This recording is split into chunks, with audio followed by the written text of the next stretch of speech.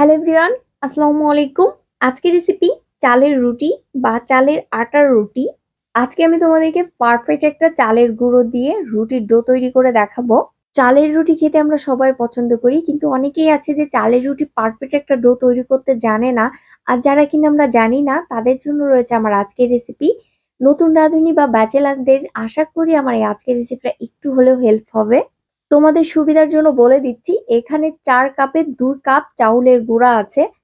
রুটি বানানোর জন্য প্রথমে আমি চুলাইতে একটা প্যান বসিয়ে দিয়েছি। যেই কাপটা দিয়ে কিনা আমি চাউলের গুঁড়াটা মেপেছিলাম, সেই কাপটা দিয়ে আমি এখন ২ কাপ পানি নিয়ে নিব। এখন দিয়ে দিব পরিমাণ মতো লবণ আর সামান্য একটু রান্নার তেল। যখন পানিটা বলক আসবে, তখন দিয়ে দিব আমি চাউলের গুঁড়া। চাউলের গুঁড়া দেওয়ার পর চুলার আঁচটা কিন্তু একদম লোতে করে দিতে হবে। পানিটা বলক আসার সঙ্গে সঙ্গেই কিন্তু চাউলের গুঁড়াটা দিতে হবে। এটা কিন্তু ২ মিনিট পরে দেওয়া যাবে না, তখন কিন্তু পানিটা শুকিয়ে যাবে। তখন কিন্তু পারফেক্ট একটা ডো তৈরি হবে না। সেই কারণে পানিটা যখনই বলক আসবে তখনই কিন্তু চালের গুঁড়াটা দিতে হবে। আরেকটা কথা, এখানে কিন্তু শুকনা গুঁড়া নেওয়া হয়েছে, সেই কারণে ২ কাপে ২ কাপ পানি লেগেছে। আর এখানে যদি ভিজা গুঁড়া নেওয়া হতো তাহলে কিন্তু পানির পরিমাণটা কম লাগতো। এখন একটা প্যাচুলার দিয়ে আলতো করে গুঁড়াগুলা একটু চারিপাশে ছড়িয়ে দিতে হবে। এখানে গুঁড়াটা অল্প, সেই কারণে কিন্তু অলরেডি নিচের পানি উপরে চলে এসেছে। যদি এই গুঁড়ার পরিমাণটা বেশি থাকে তাহলে কিন্তু এই নিচের পানিটা উপরে আসবে না, তখন কিন্তু একটা প্যাচুলার সাহায্যে ৩-৪টা ফুটা করে দিতে হবে যাতে নিচের পানিটা উপরে ওঠে, উঠে দুই পাশ থেকে ভালো করে পারফেক্ট সিদ্ধ হয়। এখন কড়ার ঢাকনাটা দিয়ে চুলার মৃদু আঁচে ১০ মিনিট চুলার দমে বসিয়ে রাখবো। ১০ মিনিট পর ঢাকনাটা খুলে সবকিছু নেড়েচেড়ে মিশিয়ে নিব। এরপর সামান্য একটু আটা আমি হাতে করে মুঠো পাকায় দেখবো যে আটার ডোটা তৈরি হচ্ছে কিনা। যখন দেখবো যে আটার ডোটা তৈরি হয়ে যাচ্ছে, তখন ভাববো যে আমার পারফেক্ট চালের গুঁড়োটা সিদ্ধ হয়েছে। এখন চুলা থেকে নামিয়ে একটা ছড়ানো পাত্রে ঢেলে নিব। আর যদি দেখো ১০ মিনিট পরেও চালের গুঁড়োটা সিদ্ধ হয় নাই, তখন কিন্তু আরো ৫ মিনিট দমে বসিয়ে রাখতে পারো। তখন কিন্তু চালের গুঁড়োটা সিদ্ধ হয়ে যাবে। এর থেকে বেশি সময় রাখতে যেও না, তাহলে কিন্তু চালের গুঁড়োগুলা ওভার কুক হয়ে যাবে। এদিকে একটা বাটিতে আমি নিয়ে নিয়েছি ঠান্ডা পানি। ঠান্ডা পানির মধ্যে এখন হাতটা ডুবিয়ে আমি চালের আটাটা ভালো করে মথে নিব। একটু পর পর হাতটা ঠান্ডা পানির মধ্যে ডুবিয়ে আবারও ভালো করে আটাটা মথে নিব। এখানে ঠান্ডা পানি নেওয়ার একটাই কারণ, এই চালের আটাটা গরম থাকা অবস্থায় কিন্তু মথে নিতে হয়। সেই কারণে ঠান্ডা পানি নেওয়ার জন্য হাতে গরম ভাবটাও কিন্তু অনেকটাই কম লাগে। এখন এই আটাটা একটু সময় নিয়ে ভালো করে মথে নিতে হবে, না হলে কিন্তু রুটিগুলাও ভালো হবে না। ওই পাত্রে আটাটা ভালো মতো মাখানো যাচ্ছিল না, সেই কারণে যে পাত্রে আমি আটাটা সিদ্ধ করেছি সে পাত্রে আমি নিয়ে নিয়েছি। আটা মাখাতে মাখাতে ঠিক এরকম মাখানো হয়ে গেলে এখন আমি পুরো আটাটাই গোল করে রেখে দিব। তোমরা কিন্তু দেখেই বুঝতে পারতেছো কত পারফেক্ট একটা চালের আটার ডো তৈরি হয়েছে। আর এর মধ্যে কিন্তু কোনো লাম্পস তৈরি হয় নাই। রুটি বলার সময় কিন্তু অবশ্যই এই চাউলের গুঁড়া লাগবে। রুটির সাইজ অনুযায়ী আটার খামির নিয়ে নিব।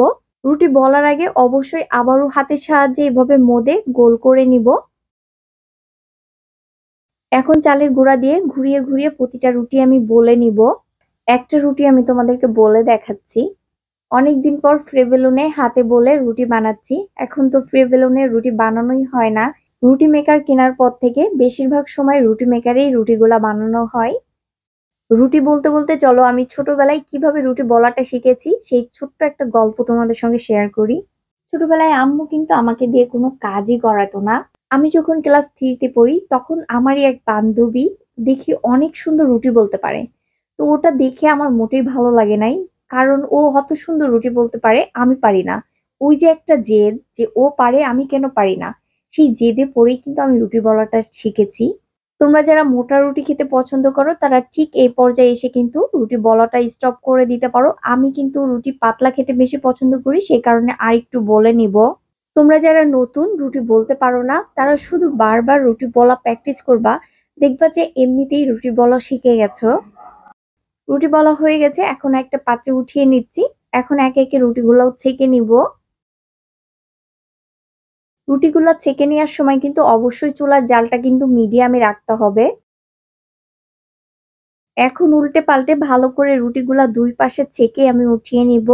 একটা রুটি ছেঁকে নেওয়ার পর আরেকটা রুটি দেওয়ার আগে অবশ্যই কিন্তু তাওয়াটা ভালো করে একটা কাপড় দিয়ে মুছে নিতে হবে। না হলে কিন্তু চালের গুঁড়া পুড়ে প্রতিটা রুটির কালার কিন্তু নষ্ট হয়ে যাবে। রুটিগুলা ছ্যাঁকা হয়ে গেছে। এখন একটা পাত্রে উঠিয়ে নিচ্ছি। আর এই রুটিগুলা দেখো কতটা সফট হয়েছে। তোমরাও যদি আমার এই সেম রেসিপিটা ফলো করে চালের আটার রুটিটা বানাও, তোমাদের রুটিগুলাও কিন্তু অনেক ভালো হবে। আর এই চালের রুটির সঙ্গে একটু হাঁস ভুনা করেছিলাম। আর এই হাঁস ভুনার রেসিপিটা কিন্তু আমি ২ দিন আগেই তোমাদের সঙ্গে শেয়ার করেছি। যারা এখনো দেখো নাই তারা কিন্তু দেখে আসতে পারো। এই তো ছিল আমার আজকের রেসিপি, চালের আটার রুটি। আশা করি আমার এই আজকের রেসিপিটা তোমাদের কাছে একটু হলেও কাজে আসবে। আর ভালো লাগলে আমার পেজটাকে ফলো দিয়ে চ্যানেলটাও সাবস্ক্রাইব করে দিও। সবাইকে আবারও ধন্যবাদ জানিয়ে আজকের মতো এখানেই বিদায় নিচ্ছি। আল্লাহ হাফিজ।